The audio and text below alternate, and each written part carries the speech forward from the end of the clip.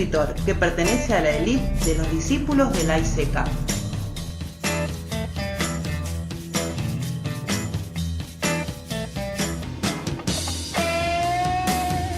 En sus libros conviven historias callejeras del conurbano y los relatos fantásticos.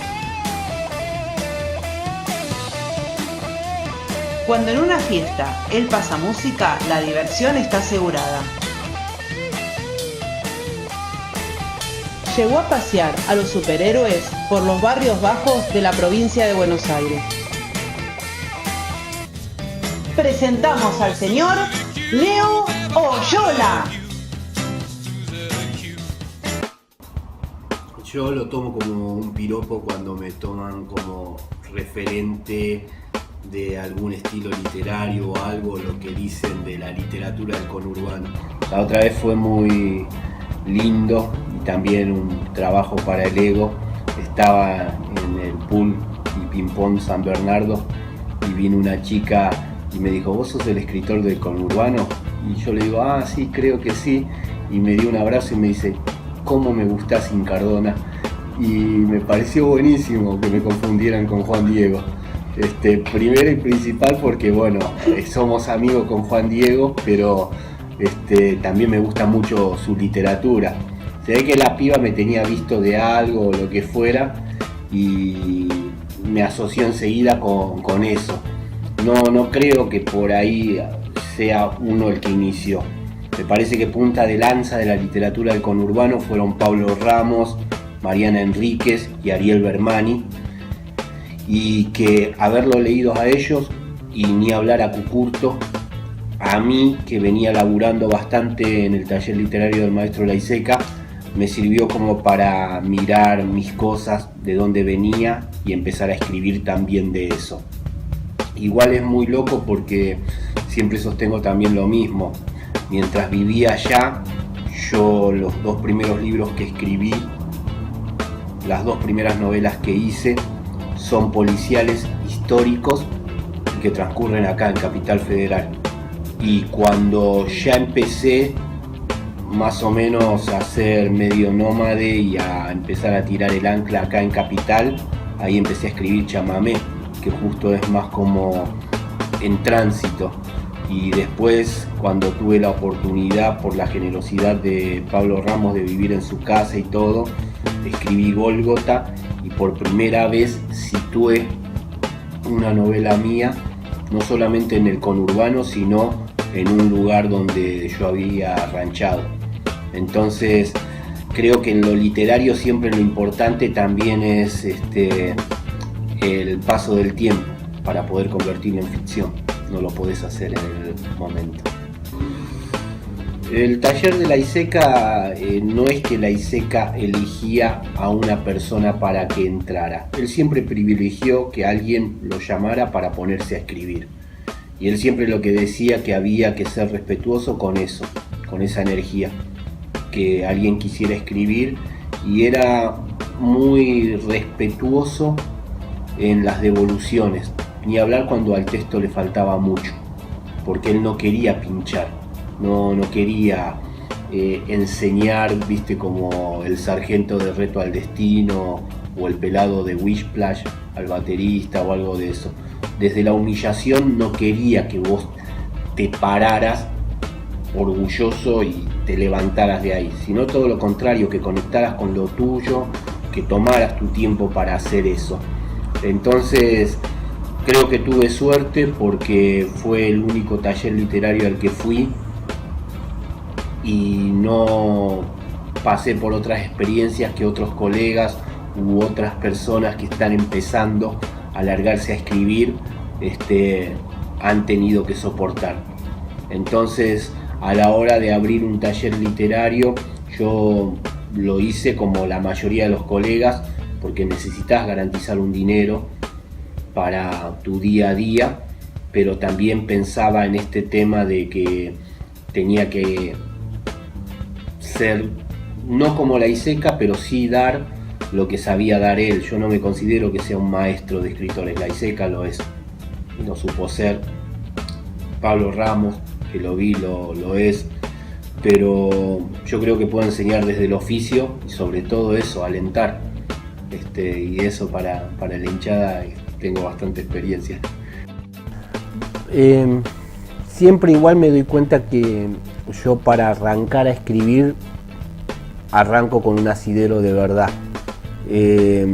Lo hablábamos mucho con Pablo Ramos, que los escritores nos dividimos en dos: los que tienen una gran imaginación y los que tenemos que apelar al prontuario, que somos la mayoría.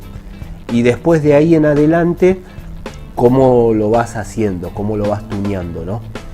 Y yo lo que me doy cuenta es que necesito sí o sí del género.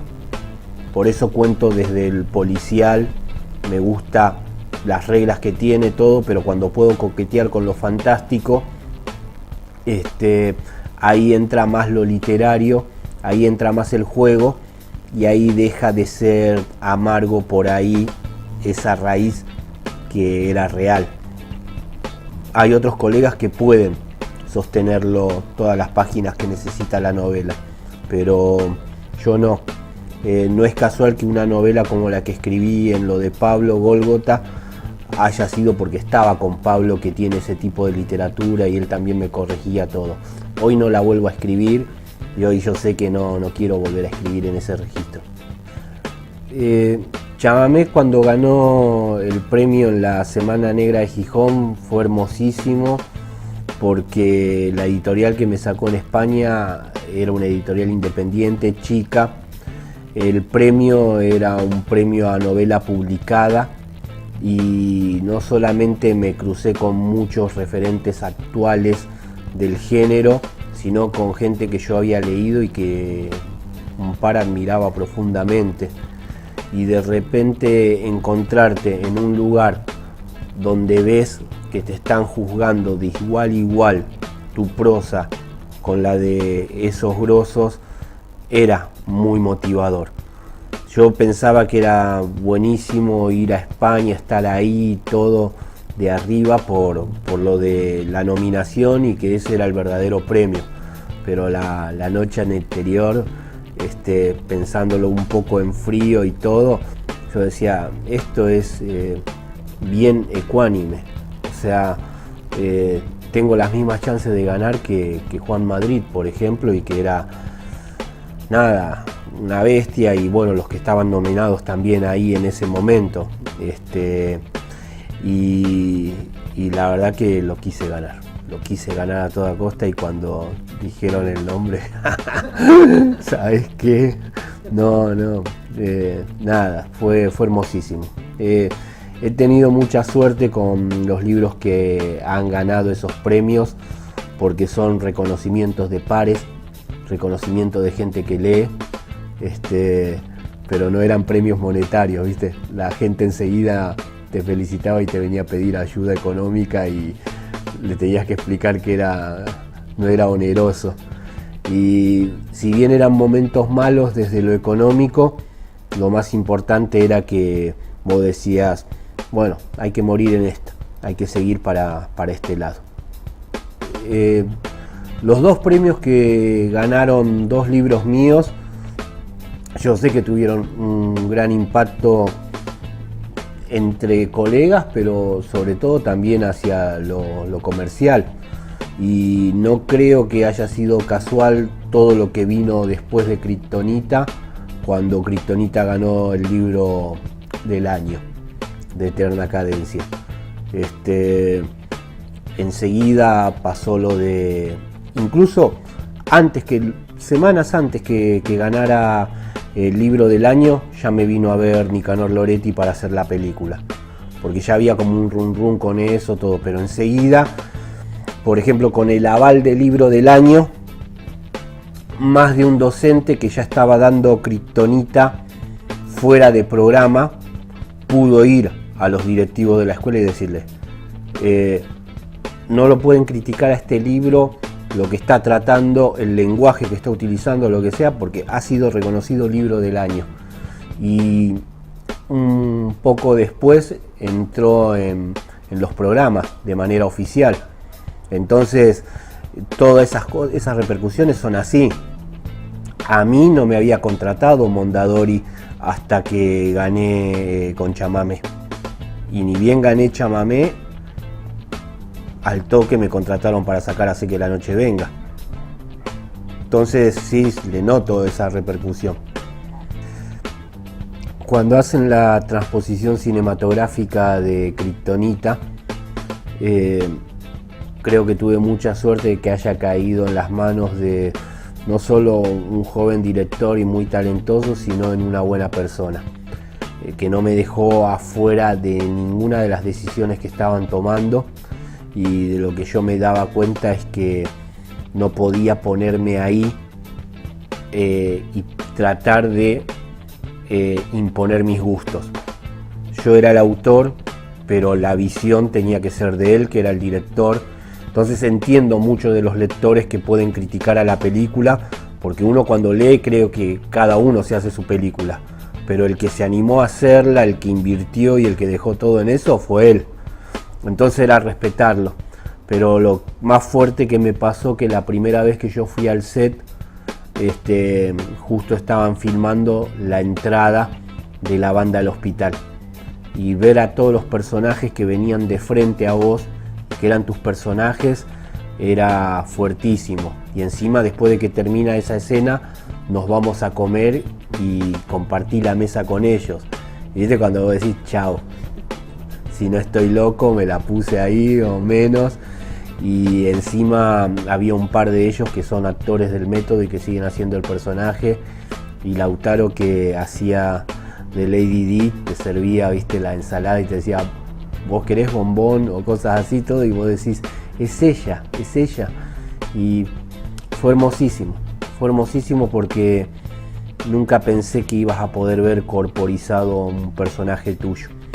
Y desde lo que fue esa experiencia, todo lo que fue ver las veces que la vimos en cine, después haber podido hacer la serie y estar un año más junto con toda esa gente, me pasó, creo, lo mejor, que fue haberme desprendido completamente de un libro.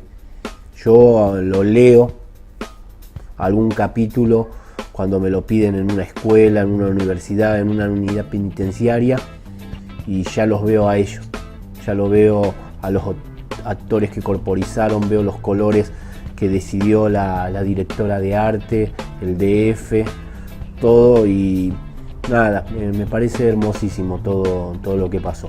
La banco a muerte a la película, banco a muerte a todos los que laburaron en ella, porque yo sé lo que es crear estando solo, y el cine es colectivo, y eran una flecha, iban todas en la misma dirección, y decíamos, bueno, no sabemos si vamos a dar en el blanco o no, pero qué lindo que viene el tiro por ahora. Y bueno, por suerte salió. La serie de Nasta Super fue una oportunidad única, porque nos contrata Space, que ya nos había venido a coquetear después de la proyección de la película en Mar del Plata y la repercusión que tuvo ahí. Nos ponen el contrato al otro día del estreno de la película, que funcionó muy bien ese jueves 3 de diciembre la peli, ni siquiera esperando la taquilla después del fin de semana, que es donde saben hacer estos movimientos.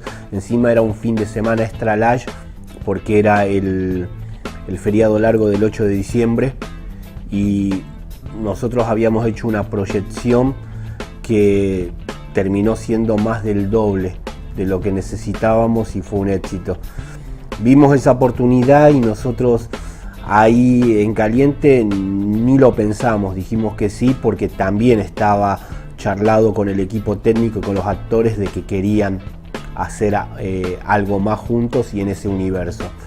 El chiste más reiterado durante el rodaje de la película, me decían ponete a escribir la 2, pero jamás pensamos lo de la serie. Yo no quería volver a escribir una novela con los personajes de Kryptonita, pero cuando pasó esto, y estando el guionista que adaptó la novela para el cine, Camilo de Cabo, acepté hacer los guiones. También Space ponía en esa condición sine qua non que yo tenía que ser junto con Nicanor y con el director de Space, Marcelo Tamburri, los creadores de la serie, y cómo íbamos a definir la temporada, pero me apoyé muchísimo en Camilo y después en un grupo de guionistas que nos pusieron para poder llegar al tiempo de rodaje. Era la primera serie que se iba a financiar acá del grupo Turner, y fue muy duro porque el primer borrador de todos los capítulos y de la historia de la primera temporada lo teníamos que sacar en 40 días. Nosotros a la vez estábamos de gira con la película que empezaba a exhibirse en espacios Inca alrededor de todo el país, y entonces era lindo porque por ahí compartíamos alguna de esas experiencias con algunos de los actores, y yo ahí ya le podía preguntar, bueno, ¿vos qué querés para el Ráfaga? ¿Qué te quedaste con ganas de hacer en la película, o cómo lo ves que crecería él? Porque yo pensaba, los pude haber creado yo, pero los terminaron conociendo mucho más ellos. Entonces ver qué ganas tenían, qué podíamos llevar, y en el punto en donde podíamos cruzar con las historias que proponía el canal y todo, ahí escribir.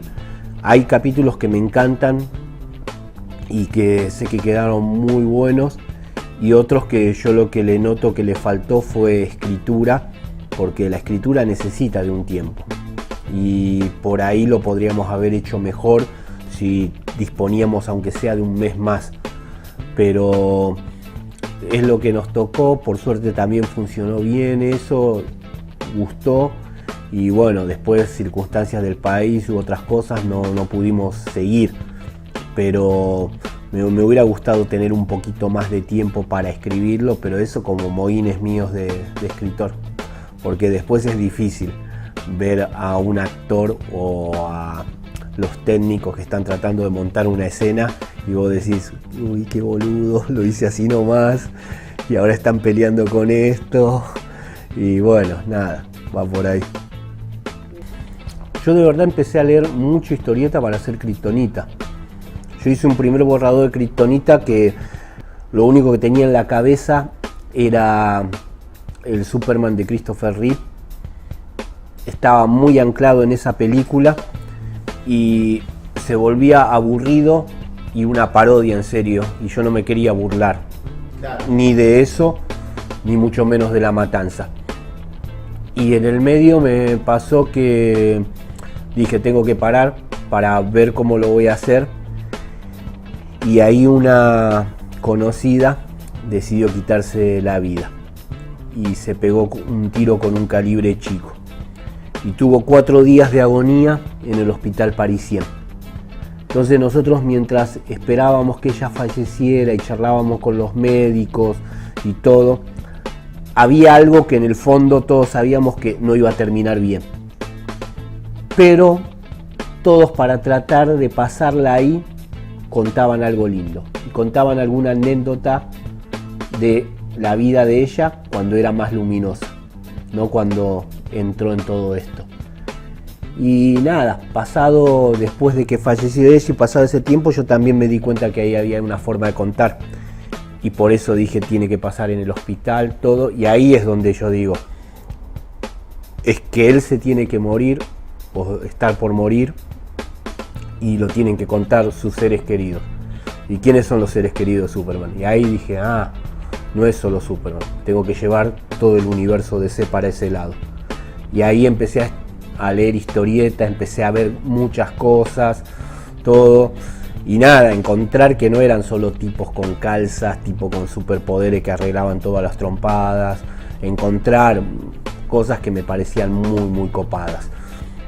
Frank Miller escribe un Batman cincuentón porque él dice que no toleraba la idea de darse cuenta que él era más viejo que Batman.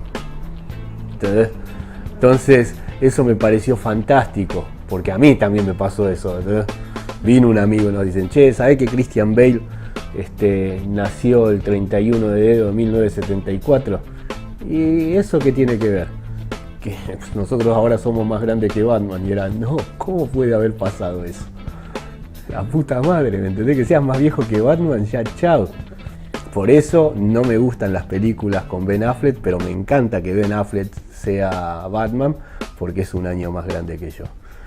Yo voy a las unidades penitenciarias básicamente porque los coordinadores de los grupos literarios o de las clases universitarias de letras dan textos míos. Entonces en algún momento les parece que es importante que sus alumnos conozcan al autor. Y bueno, así como voy a una escuela, como voy a una universidad, voy también, esa es mi política, voy a donde me lleve el libro. Entonces, para mí lo importante en esos encuentros es la desacralización de la figura del escritor, ¿no? Yo trato de utilizar muy poco la palabra literatura porque lamentablemente tiene un halo que aleja. Y no digo con esto de que cualquiera puede escribir, sino una persona que lee mucho, que se dedica mucho tiempo de su vida a la lectura, en algún momento se le va a despertar como una necesidad de escribir. Y si tenés a alguien que te oriente para eso, podés llegar a sacar hasta una voz. Estando en una condición de encierro, una de las maneras que tenés de robarla, de pasar el tiempo, es la lectura. Pero sobre todo de reflexionar y de poder tratar de compartir y de sacar algo más que lágrimas con respecto a lo que te está pasando adentro, está la escritura. Es muy sanadora la escritura. Entonces me parecen vitales estos espacios en esos lugares. Y bueno, conforme uno va alargando, va tirando todo eso ahí. Viste, hay una canción de los Guasones que dice: transformo el veneno en papel. Cuando lo vas poniendo ahí y pudiste descargarte de eso, después ya viene la ficción. Después ya viene poder escribir de otras cosas y delirar.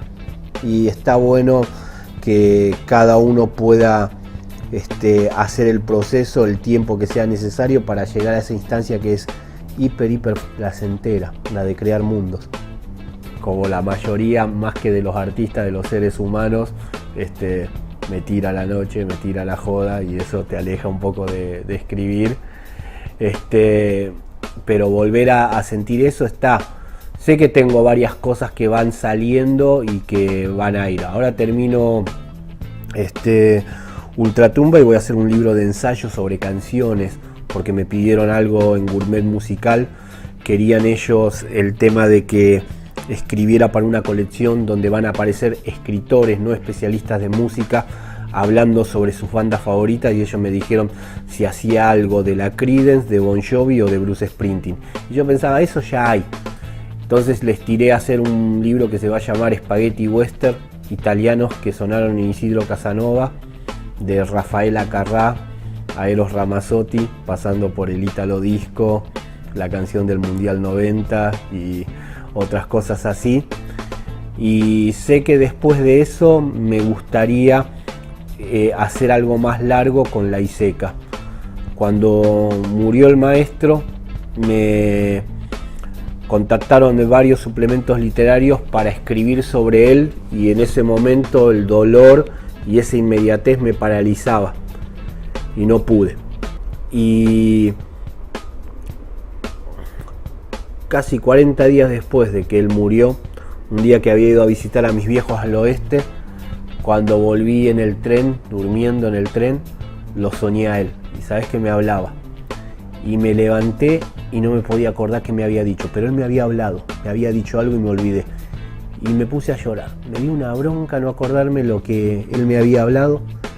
Y ahí escribí esa noche, Diré simplemente, que es el relato con el que termina Nunca corrí, siempre cobré, que es para él.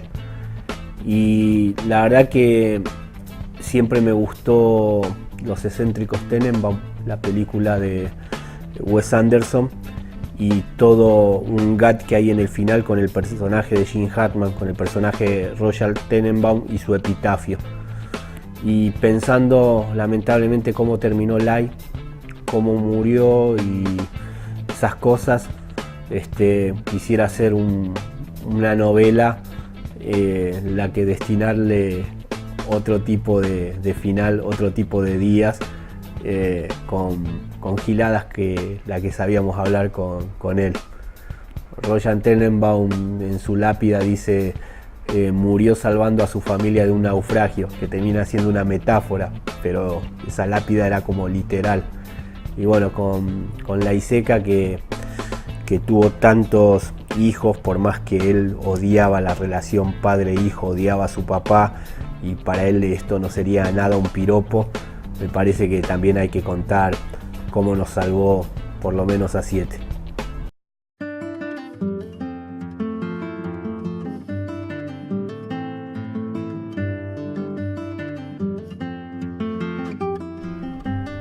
Un texto de Leo Yola, Nunca corrí, siempre cobré. Un lento de Madonna en la pantalla del televisor. Detrás de esa chica con la ropa interior del color de tu rosario, empapada. Esa chica tapando la imagen de los 8 matadores. Y vos convirtiéndote en un toro que usa slip colorado y rosario blanco.